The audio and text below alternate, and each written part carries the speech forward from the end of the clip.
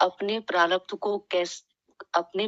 को क्या हम बदल सकते हैं? अगर जीवन में बहुत दुख है तो को बदलने का कोई उपाय है क्या? अगर कुंडली में दुख लिखा है तो उसको कैसे बदला जा सकता है, या कोई उपाय है उसको बदलने के लिए? हाँ जी, तो देखो उपाय तो रहता ही है। तो देखो प्रारब्ध में कैसा भी दुख हो उसे बदला जाता है। तो यहाँ पर देखो कैसा है कि यहाँ पर हम सिर्फ भाग्य के भरोसे नहीं है ना, सिर्फ भोगने के लिए नहीं आए हैं। मनुष्य जन्म जो है ना दूसरे प्राणियों जैसा नहीं है। प्राणी सिर्फ भोगने के लिए आए हैं। हम जो है भोगने के साथ में, यानी सुख दुख भोगने के साथ में हमारा कर्म भी कर सकते हैं। उतनी स्वतंत्रता दी गई है हमें। तो हम जो है ना उचित कर्म करके उसको बदल सकते हैं। तो देखो यहाँ पर एक मैं एग्जांपल देता हूं कि मार्कंडेय ऋषि जो है वो जब उसका जन्म हुआ तो उनके पिताजी जो है ना बहुत बड़े पंडित थे, बहुत बड़े विद्वान, ज्योतिषाचार्य है ना। उन्होंने कुंडली देखी, उसमें लिखा था कि ये बच्चा जो है 5 साल जिएगा, बात खत्म, और इस तारीख को वो चला जाएगा। अब क्या करे? तो उसे पता था कि क्या करना है। तो जैसे जैसे थोड़ा बड़ा हुआ, अभी 3 साल के आसपास, उसको सिखा दिया। वो रोज जो है ना गंगा किनारे जाते थे, हरिद्वार ऋषिकेश सब जगह पे, है ना। तो वहां पर उन्होंने सिखा दिया था अपने 3 साल के बच्चे को कि जो भी है ना, ऋषि मुनि साधु संत जो भी है, उनको दंडवत प्रणाम करो बस। और वो छोटा सा बच्चा, जो साधु महात्मा जो भी है, नदी किनारे बैठे रहते हैं, जंगल में बैठे रहते हैं, सब जगह पर जाकर वो सबको दंडवत प्रणाम करता था, बस इतना ही। यानी उसे पता था उसके पिताजी को कि देखो कहीं ना कहीं कोई ऋषि मुनि ऐसा, कोई तपस्वी, कोई साधु संत ऐसा मिल जाएगा जिसके आशीर्वाद से इसका 5 साल का जो आयुष्य है ना वो बदला जा सकता है, उनका भाग्य बदला जा सकता है। इतना भीतर था। तो देखो वो सनत कुमार वगैरह जो है वो भी छोटे छोटे बालक के रूप में ही थे। तो जब ऐसा बच्चा, ये मार्कंडेय ऋषि, उनको दंडवत प्रणाम करता है तो सनत कुमार जी जो है वो बोलते हैं कि चिरंजीव भव। तो उनके पिताजी आए, वो बोले कि देखो इनके भाग्य में तो ऐसा है कि ये तारीख को ये मरने वाला है। तो उन्होंने बोला कि हम उसका भाग्य देखकर थोड़ी आशीर्वाद दिए हैं, हम तो उनका आचरण देखकर आशीर्वाद दिए हैं। आप भी देखना, छोटा सा बच्चा है 3 साल का, और अगर वो आपको दंडवत प्रणाम करता है ना तो आपके भीतर से आशीर्वाद निकल ही जाएगा। आप समझे? जी। वो आशीर्वाद जो है आपके भाग्य को बदल सकता है, इतना याद रखना। तो जो देखो छोटे मोटे तपस्वी से भाग्य नहीं बदलते, बड़ा होना चाहिए, अक्षर ब्रह्म सत्पुरुष होना चाहिए, पूरा भाग्य बदल जाता है। वो अगर प्रसन्न हो गए तो आपके तो बेड़ो पार हो जाता है, ऐसा है वो। और वो छोटी चीजों में प्रसन्न नहीं होते, और कभी कभी एकदम छोटे से छोटी चीजों में भी प्रसन्न हो जाते हैं। तो ऐसा है। तो फिर उन्होंने बोला कि कौन सी तारीख को ये इसका मृत्यु योग है? तो बोला ये तारीख को है। तो कहा कि देखो, जब ये समय आएगा उस दिन इस बालक को बोलना, वो शंकर भगवान का जो मूर्ति है, उसका जो शिवलिंग है, उसको पूरा आलिंगन करके पड़ा रहे। अब छोटा सा बालक, उसका मृत्यु योग का समय आया है, वो जो शिवलिंग को आलिंगन करके लेटा है,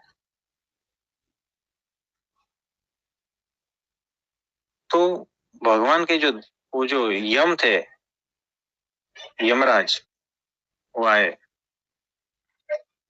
बोले इसका तो ये हो गया है, लेकिन ये क्या करे कि जो भगवान के लिपट कर ये लगा हुआ है, कैसे ले जाएं हमें, क्योंकि ये हमारे देवता है। तो उन्होंने शिव जी से विनती की कि क्या करे इस बालक का। तो बोला इसको कुछ नहीं करना है, छोड़ दो। आप समझे, कहने का तात्पर्य ये है कि अगर भगवान की शरण में गए और अच्छे साधु संत का आशीर्वाद मिल गया ना, तो आपका पूरा का पूरा भाग्य बदल जाता है। आपके कुंडली में दुख लिखा है तो सुख में बदल जाता है। अगर आपकी कुंडली में नरक जैसी यातना, उसको सहन करने का योग है, तो वो सारा कट जाता है और सत्पुरुष की कृपा दृष्टि से, उनके आशीर्वाद से वो सुख में बदल जाता है।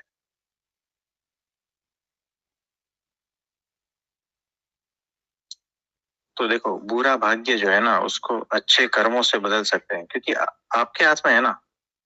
अब ये जो पंडित था, हाँ, मार्कंडेय ऋषि का पिताजी ज्योतिषाचार्य था, लेकिन दूसरा कोई उपाय ही नहीं था।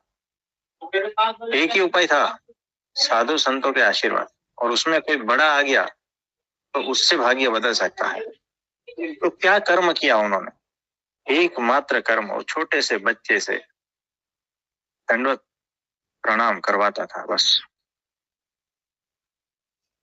तो अच्छे कर्म क्या होते हैं कि भगवान का नाम स्मरण, अखंड स्मरण, उनकी अखंड सेवा भक्ति, और सत्पुरुष की आज्ञा में रहेंगे ना, तो कैसा भी हमारा प्रारब्ध हो बदल जाएगा। याद रखना। तो हम जो है ना, सिर्फ प्रारब्ध के अधीन नहीं है, उसका उपाय भी है। तो जो आध्यात्मिक शक्ति है ना, वो हमारे सारे बुरे प्रारब्ध को नष्ट कर देती। और वो शक्ति कौन सी है? दृढ़ आश्रय का बल, भगवान का दृढ़ आश्रय। तो जिसके भीतर ये दृढ़ आश्रय हो जाता है ना, जो भगवान का आश्रित हो जाता है, अनन्य भक्त, तो उसके सारे प्रारब्ध जो है ना बुरे, तत्क्षण विदा हो जाते हैं। तो शरीर की शक्ति, बुद्धि की शक्ति, आत्मिक शक्ति, ये सारे के ऊपर है ना भगवान की शक्ति है। भगवान का आश्रय बल सबसे बड़ा है, और उसी की वजह से जो है ना पूरा परिणाम बदल जाता है।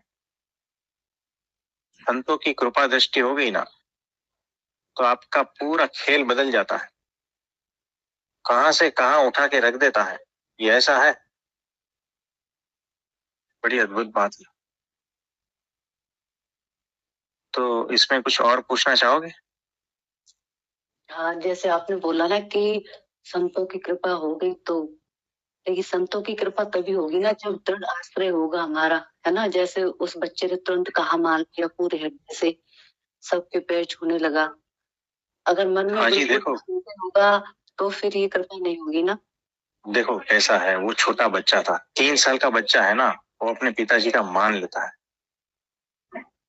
30 साल का बच्चा है ना, आपका नहीं मानेगा। तो इतना देर नहीं करना है, यानी उसको उस प्रकार से संस्कार डालना पड़ेगा। आपके पुत्र के पुत्र में, आपकी पुत्री की पुत्री में, है ना, जैसा भी है, छोटा बच्चे से संस्कार डालना जब शुरू करेंगे तब बात बनेगी, नहीं तो कोई बात नहीं बनेगी, है ना। तो 1 मिनट, 1 मिनट। हेलो। तो देखो, आपने कहा कि आज्ञा पालन, है ना, तो उससे कर्म से प्रारब्ध नष्ट हो जाते हैं, जो बुरे प्रारब्ध है, और पुण्य में परिवर्तित हो जाता है। तो होश पूर्वक कर्म करना है। अगर हमारा होश नहीं चलता है तो हमारे गुरु का होश उपयोग में लाना है। आप समझे? तो ये बात भी है कि सत्पुरुष की आज्ञा का पालन, उससे हमारे बुरे प्रारब्ध खत्म हो जाते हैं। तो देखो, कल हमने आपको सीधा आज्ञा ही दे दी थी कि आपको निर्जला एकादशी करनी है, जो आपको पता भी नहीं था कि अचानक ऐसा आएगा। तो आपको क्या लगा, बताओ? कुछ नहीं, बस यही था कि आपने आज्ञा दी है तो करना है। तो ऐसा भाव आया था कि अरे कहाँ से आज्ञा आ गई, बिल्कुल इससे करें? नहीं आता।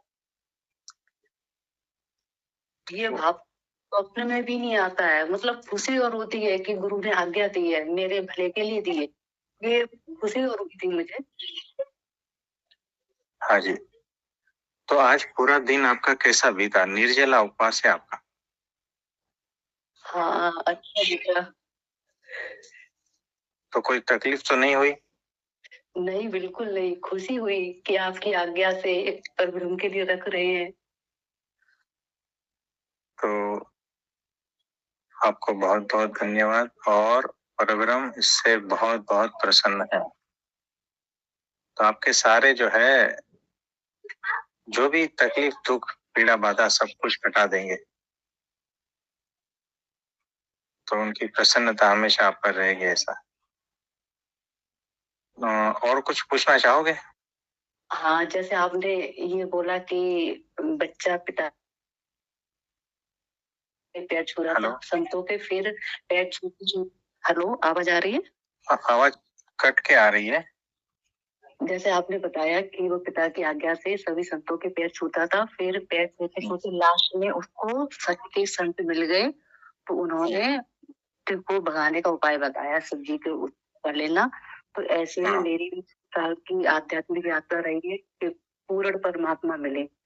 तो जहाँ भी गई हूँ तो कुछ ना कुछ खालीपन रहता है। तो हम भी ऐसे ही आए, जैसे वो बच्चा गया आध्यात्मिक यात्रा में धीमे धीमे, तो यहाँ पर पूर्ण परमात्मा अक्षर ब्रह्म मिले हैं। तो थैंक यू। जैसा उस बच्चे के साथ हुआ ना, वैसे ही हम लोगों के साथ भी हुआ है कि अक्षर ब्रह्म को मिले। हाँ जी, हाँ जी, हाँ जी। तो आज के लिए इतना ठीक है, और अभी जो है गुणातीत सत्र आप सब अटेंड करना है। आप सभी का बहुत बहुत धन्यवाद है, और सभी को बहुत बहुत प्रणाम। सभी के ऊपर परब्रह्म परमात्मा की बहुत बहुत प्रसन्नता है कि सभी ने जो है एकादशी का व्रत रखा है, और हम सभी के लिए प्रार्थना करते हैं कि सब सुखी हो जाए। तो सबको मेरा नमस्ते, प्रणाम। हाँ जी।